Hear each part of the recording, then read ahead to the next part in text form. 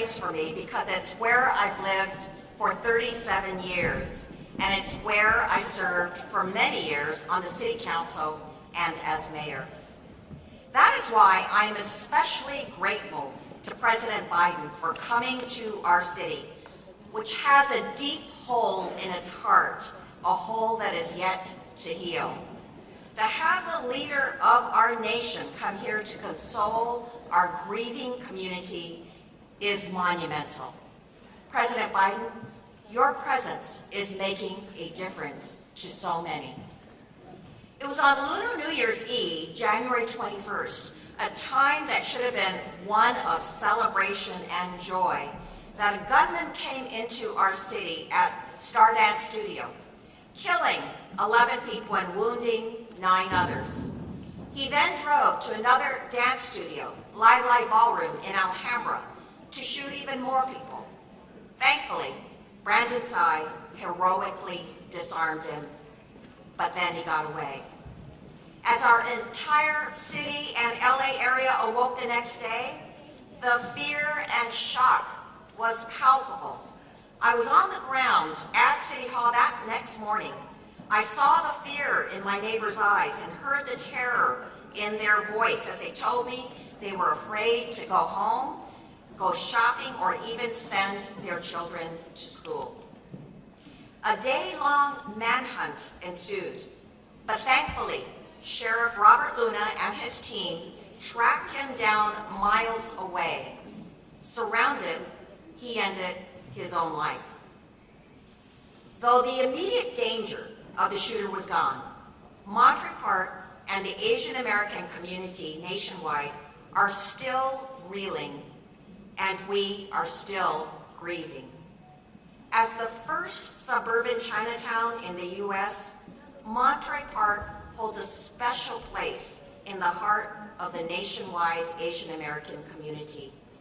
That's why it feels as though the attack on Monterey Park was an attack on Asian America. I've met with the victims' families, and I've come to understand how special the victims were. They were mothers, fathers, sons, and daughters. They were all Asian American immigrants from China, Hong Kong, Vietnam, Taiwan, and the Philippines, who worked hard to build their lives here. They did not deserve to be taken from us. But what is making a difference is the community. I want to thank the community for helping so immensely in their recovery. I know many of you are here today, and I especially want to thank President Biden for providing every federal resource possible. From the moment the shooting happened, federal law enforcement resources were here on the ground to help in the manhunt. Then, in the days following the attack, Vice President Harris and senior White House staff were here, bringing condolences from the president. Health and Human Services Secretary Javier Becerra visited here to discuss our recovery and found that though FEMA, or the Federal Emergency Management Agency, coordinates responses in a natural disaster, there is no such coordinated response after a mass shooting, resulting in much confusion and frustration. And then, Administrator Isabel Guzman Castillas of the Small Business Administration visited the small businesses near the shooting site to offer resources. We also know this. This shooter had a semi-automatic pistol with a high-capacity magazine that allowed him to shoot 42 rounds in a matter of minutes. He should never have had a weapon that was made for war, nor should the shooters in Half Moon Bay, Buffalo, Uvalde, and countless other places. This carnage must end. Yes.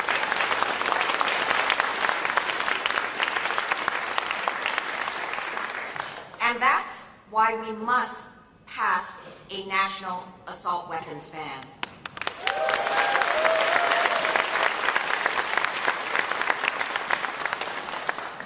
We also know this shooter was deteriorating mentally, having gone to the police to complain of his family poisoning him. Our red flag law could have enabled someone to have his guns removed, but I doubt that our immigrant community knows about it. So multilingual outreach is needed about this law to all our communities. So President Biden, thank you for meeting with the victims' families as well as the wounded and consoling them. Thank you for being with us today in an ultimate act of healing. Thank you for letting us know that we are not alone. And thank you for continuing to raise your voice for an assault weapons ban in this country, as well as for measures in your gun violence executive order, especially with regard to enhanced red flag implementation and a coordinated FEMA response to mass shootings. We need this so that no other community has to go through what we've gone through. Thank you.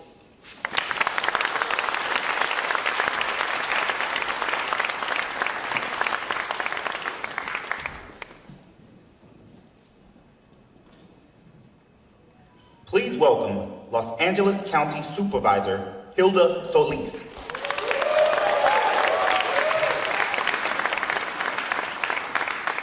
Good afternoon, everyone, and buenas tardes. I'm Supervisor Hilda L. Solis, and I represent the 1st District on the LA County Board of Supervisors. And I'd like to start, first of all, by welcoming President Biden to Los Angeles County, especially to Monterey Park, a city with over 60,000 residents who I am honored also to serve and represent. Thank you so much for being here, the epicenter of a tragic mass shooting. Yes, but, Mr. President, this is also an epicenter of hope and resilience. Here in Los Angeles County, I am honored to have 4 other colleagues sitting on a historic all-women board who, by the way, are all strong gun safety advocates just like myself. Just this year alone, we have unanimously passed 5 gun safety motions, including one you might be familiar with, Mr. President. You and Senator Feinstein put forward 2 bills to ban military-style weapons and high-capacity magazines, in addition to raising the age from 18 to 23 years of age to purchase them. And last month alone, I authored a motion that passed unanimously to support Senator Feinstein's reissuance of these 2 bills. Senate Bill 25 to ban assault weapons and high-capacity magazines, and Senate Bill 14 to raise the age from 18 to 21 to purchase assault weapons. Mr. President, you are exemplifying what we need: strong leadership on all levels of government, to be brave, to be courageous, and to stand with victims and survivors against gun violence. I refuse to believe that thoughts and prayers are going to somehow protect our children and lift our country out of this gun crisis. Your issuance of an executive order on gun control today is a perfect example of what is needed precisely here in America. Every day, we use the authority we have at the Board of Supervisors to keep our 10 million residents safe from gun-related violence, and to support the work of other brave colleagues that you're going to hear from, and you already heard from our Congresswoman, you'll hear from our U.S. Senator, but you'll also hear from our President. And next Tuesday's meeting at the LA County Board of Supervisors, I will be putting forward a motion to support President Biden's executive order. Mr. President,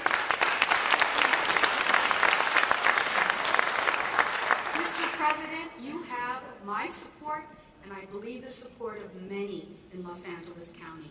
And LA County is ready and willing to continue supporting your efforts and vision to have a safer America for everyone. Si se puede, and muchas gracias.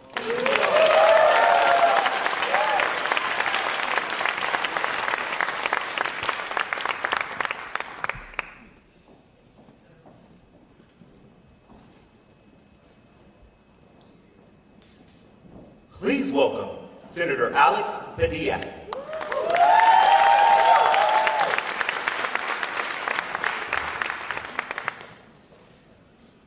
Good afternoon, Monterey Park. Good afternoon. It is a solemn honor to be back in Monterey Park today, here alongside so many friends and colleagues, including Representative Judy Chu and Supervisor Solis, whom you just heard from, but also with first responders, with community leaders, with friends and loved ones of those wounded or taken from us in January. And it is my privilege, Mr. President, yes, he can hear me. It is my privilege, Mr. President, to welcome you back to California. But I must say that this year it's been too often in the shadow of tragedy and heartbreak. Now, today we gather in Monterey Park, a proud and diverse and welcoming community. 2 months ago, it was here that families gathered to celebrate with good food and lively music on the eve of Lunar New Year, and eagerly awaited calls from loved ones wishing them good fortune in the new year. But instead, the families of 20 of our neighbors, after a night of horror, received a different type of call. That night, as we know, a lone gunman entered the Star Ballroom and claimed 11 lives while injuring 9 others, taking from us parents and grandparents, and making our AAPI community in particular live in even more fear for their lives. Now, there's no denying it. We have a gun violence epidemic in America.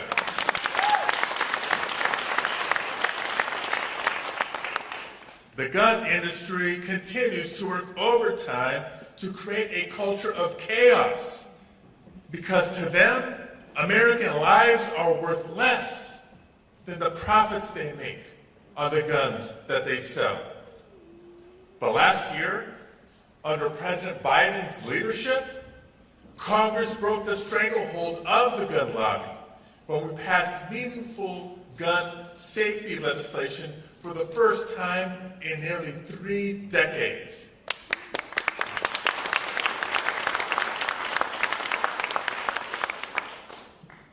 But today, as we gather, not just to remember, we can celebrate the continued leadership of President Biden with his historic executive actions to enforce background checks, to further analyze, get this, to further analyze the despicable tactic of marketing guns to children that the gun lobby is engaged in, but also to make sure that we surge resources for communities like this in the wake of mass shootings.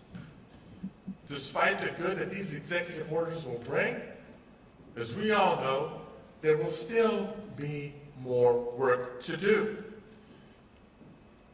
That includes bringing back universal background checks.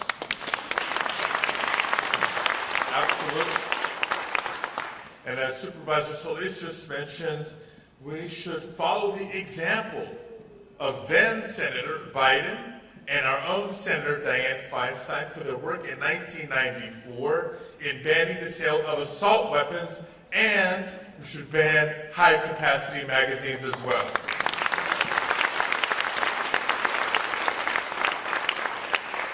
Now, we don't just remind ourselves of these proven policies lightly. We know the work that we have cut out for us. So we are very clear-eyed in knowing the opposition that we continue to encounter from Republican members in Congress who stand in the way of these common sense gun safety measures. And it would be easy, as we have in trauma after tragedy after trauma after tragedy after so many years, to feel hopeless. But if ever the United States of America needed to find a source of strength, it is found right here in the community of Monterey Park, California.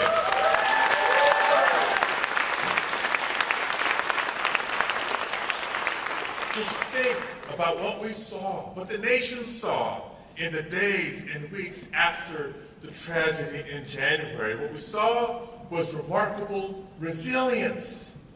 We saw the strength of those who rallied this community, like my guest at this year's State of the Union address, the former mayor, Henry Lowe. Give him a round of applause.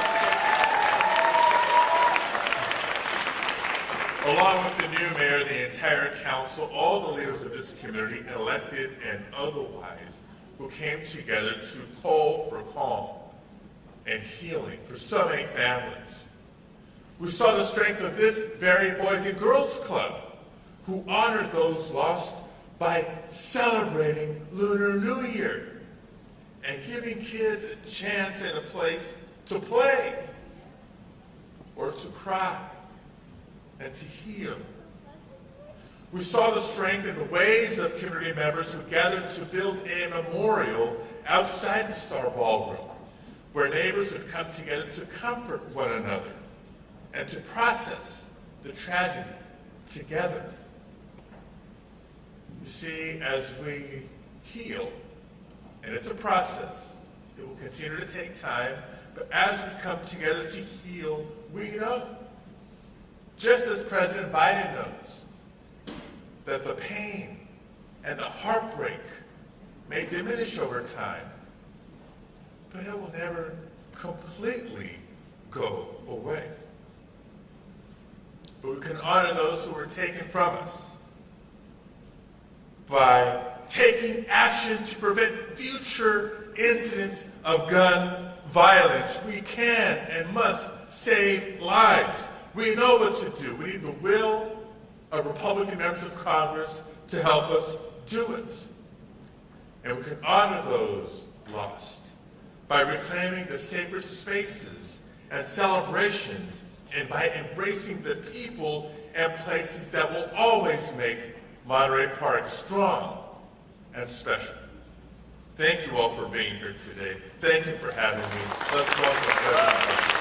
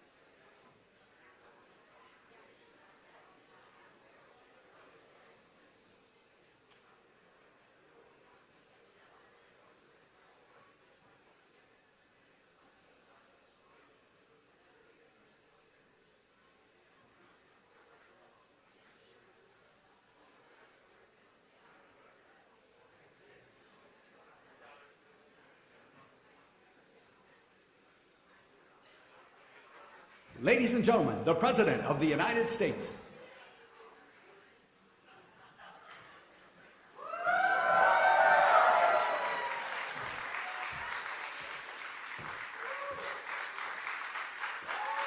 Good afternoon.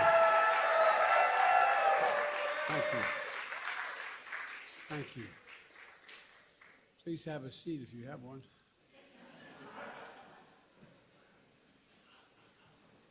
Good afternoon. Saturday, January 21st, 2023, Lunar New Year. A time to enjoy. A ballroom dance studio, place of happiness, friendship, and belonging. People across backgrounds and generations celebrating their cultural roots and bonding through ballroom song and dance. Place of refuge where immigrants have lived for years. Supported new immigrants who just arrived, becoming not just friends but family. But as we all saw, a day of festivity and light turned into a day of fear and darkness. A holiday of hope and possibilities marked by horror and pain. Vibrant dances, music replaced by vigils and memorials. 11 souls taken, 9 injured. Private mourning made public. That sense of safety shattered. Survivors will always carry the physical and emotional scars. Families left behind who will never be the same. One of the worst mass shootings in California history. A tragedy that has pierced the soul of this nation here in Monterey Park, the San Gabriel Valley, the heart of the Asian American community. My dear friend Judy Chu, former mayor of Monterey Park, your Congresswoman and chair of Congressional Asian Pacific Caucus. Senator Alex Padilla, champion for this community, the entire state. My good friend Supervisor Hilda Solis and all elected officials, law enforcement, first responders, faith leaders, community members, all here today. You've shown up for this community, and I know you always will. To the families of victims who spend time, I get a chance to speak with today, and whom Vice President Harris spent time with a few weeks ago. I'm here on behalf of the American people to mourn with you, to pray with you, to let you know you are loved and not alone. Every case is different, but I know what it's like. I know what it's like to get that call. I know what it's like to be told. I know what it's like to lose a loved one so suddenly. It's like losing a piece of your soul. It's like a black hole in your chest you feel like you're being sucked into. Suffocating, hardly able to breathe. The anger, the pain, the depths of the loss so profound it's hard to explain. The suddenness tends to magnify the grief. As time passes, the shock and numbness slowly make way for the sobering reality of their absence. An empty chair at the dinner table, the birthdays, the anniversaries, the holidays, without them. Everyday things, small things, the detail you miss the most, the scent when you open that closet door,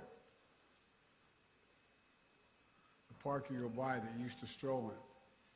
The morning tea you shared together, the bend of his smile, the perfect pitch of her laugh. As Judy shared with me, this is a tight-knit community with intergenerational households and deep reverence and respect for its elders. A community that's opened its heart and its homes to friends and neighbors and stood strong throughout the pandemic as anti-Asian hate crimes rose. A community that, in the face of horrific tragedy, has become a symbol of hope and resilience. Pushing forward together, healing together, people from all faiths and backgrounds rallying to show their love and support, raising money for funeral costs and memorials, providing counseling, and translation services to the victims' families, providing and proving that even with heavy hearts, we have unbreakable spirits. As a nation, remember them. Immigrants from China, the Philippines, Vietnam, Taiwan, all of whom found a home in America. Mr. Ma, age 72, a pillar of the community, a beloved manager and dance instructor at Star Ballroom. He walked patrons to their cars at night, helped new immigrants find jobs. His children and grandchildren will carry on his legacy in the spirit of one of his favorite Chinese proverbs: cherish the people in front of you. Cherish the people in front of you. And Igao, 72, Mr. Nice, for his kindness, his positivity, his infectious smile, a free spirit always ready to lend a helping hand. He died shielding his dance partner. Shoju on you, 57, devoted mom, wife, sister, woman of faith, always there to help others, bringing food and newspapers to family members who had trouble walking. Always, always working tirelessly with her husband to build a future for their 3 children. Nancy Jian, 62, known as Sister Sunshine. She loved to play cards, piano, and the weekly volleyball game. Always sharing her homegrown plants and vegetables with neighbors and friends. A dedicated mom, married nearly 40 years. Husband and wife who were always together, even in their last dance. Valentino Alvaro, 68 years old. A servant of God. Life of the party. Storyteller. Who made the whole room laugh. A man devoted to his children and his grandchildren. Mei Minan, 65, the bedrock of her family and friends. The eternal optimist, avid dancer who'd visit the studio every weekend, often leaving snacks behind for her classmates. She radiated positive energy through her laughter, her kind words, and her smile.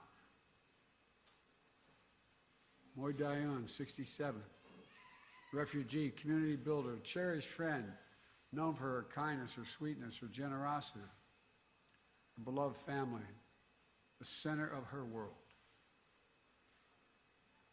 Diana Tom, 7 years old, devoted daughter, wife, mother, grandmother, who loved to sing karaoke. A giver and an adventurer who loved to explore new foods and travel the world.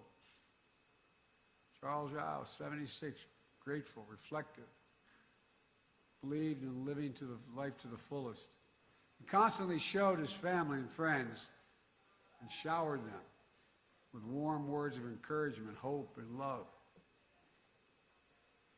Tao Yo, 64, a lifelong learner. He retired as a business manager and was pursuing a second career as a pharmacist while caring for his elderly mother.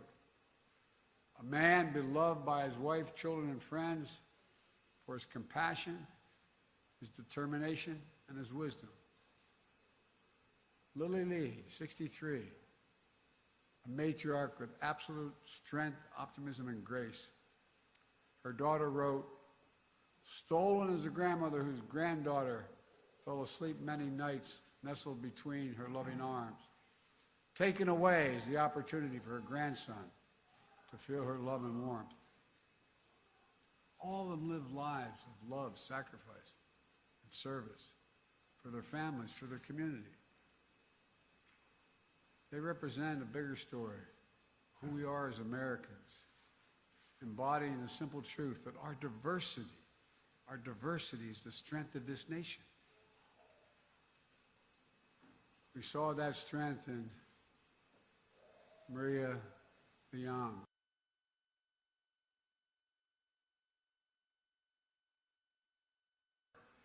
Into creating a warm, welcome space seniors. That strength in Brandon Say, who met me at the airport, whom Jill and I have gotten to know. 20 minutes after the rampage at Star Ballroom, Brandon saw the same shooter walk into his family's own dance studio, just 2 miles away, pointing a gun at him. In an instant, he found the courage to act and wrestle a semi-automatic firearm away. Brandon saved lives. He protected the community. At Half Moon Bay, just 2 days later, we got it.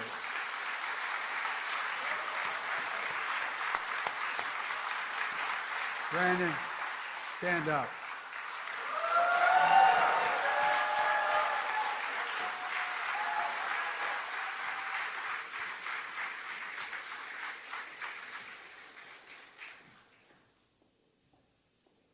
Half Moon Bay, just 2 days later, we saw heroism from police officers, firefighters, and other first responders who rushed into the danger to save lives. As many of you know, Jill and I invited Brandon as our guest at the State of the Union message because we wanted the country to know all of you, not just Brandon, all of you, the character of this community, the faith you have in this community, the pride we see it in you across all of American life. Just this week, a film about resilience and power of the Asian American immigrant family made history at the Oscars.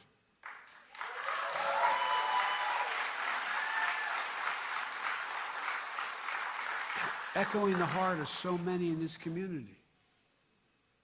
We also hear a message we've heard too often, including 2 years ago this week, after the spa shooting in the Atlanta area. Enough. Do something. We remember and mourn today, but I'm here with you today to act. Last year, after the mass shooting in Buffalo, New York, and Uvalde, Texas, I signed into law, after being both places, a bipartisan Safer Communities Act, most significant gun safety law in almost 30 years. That was in addition to me signing more executive actions to reduce gun violence than any of my predecessors at this point in the presidencies. Today, I'm announcing another executive order that will accelerate and intensify this work to save more lives more quickly. First, this executive order helps keep firearms out of dangerous hands, as I continue to call on Congress to require background checks for all firearm sales. And in the meantime, my executive order directs my Attorney General to take every lawful action possible to move us as close as we can to universal background checks without new legislation. It's just common sense to check whether someone is a felon, a domestic abuser, before they buy a gun. The executive order also expands public awareness campaigns about the red flag orders, laws, which my son, before he died, Attorney General in Delaware, was a great proponent of and instituted. So more parents, teachers, police officers, health providers, and counselors know how to flag for a court that someone is exhibiting violent tendencies, threatening classmates, or experiencing suicidal thoughts that make them a danger to themselves and others, and temporarily remove that person's access to firearms. And it promotes, this executive order, safe storage for firearms, something every responsible gun owner agrees with. Second thing it does, the executive order ramps up our efforts to hold the gun industry accountable. It's the only outfit you can't sue these days. It does that by calling out for an independent government study that analyzes and exposes how gun manufacturers aggressively market firearms to civilians, especially minors, including by using military imagery. And it directs the Attorney General to publicly release alcohol, tobacco, and firearms inspection reports of firearms dealers who are cited for violation of the law.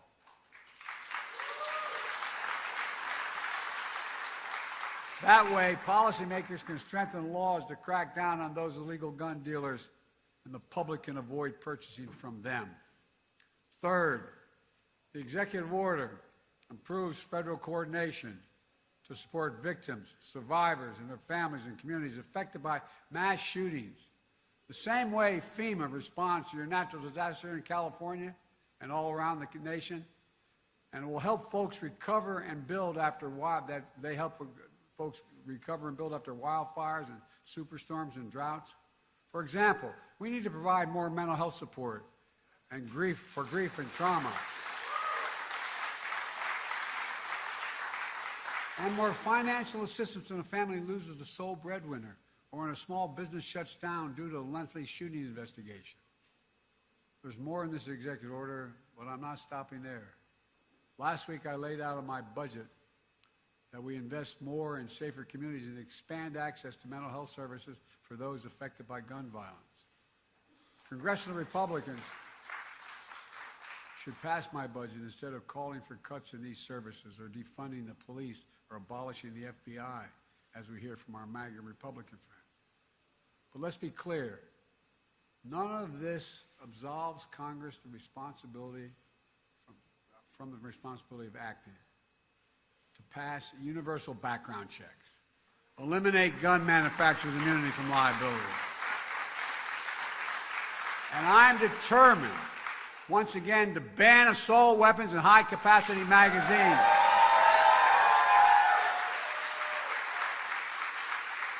I led that fight to ban them in 1994. The 10 years that law was in place, mass shootings went down. Our Republican friends let it expire 10 years later. And mass shootings tripled since then, tripled. So let's finish the job. Ban assault weapons, ban them again, do it now. Enough, do something big. Folks, let me close with this. Scripture says, the Lord is near to the brokenhearted and saves the crushed in spirit.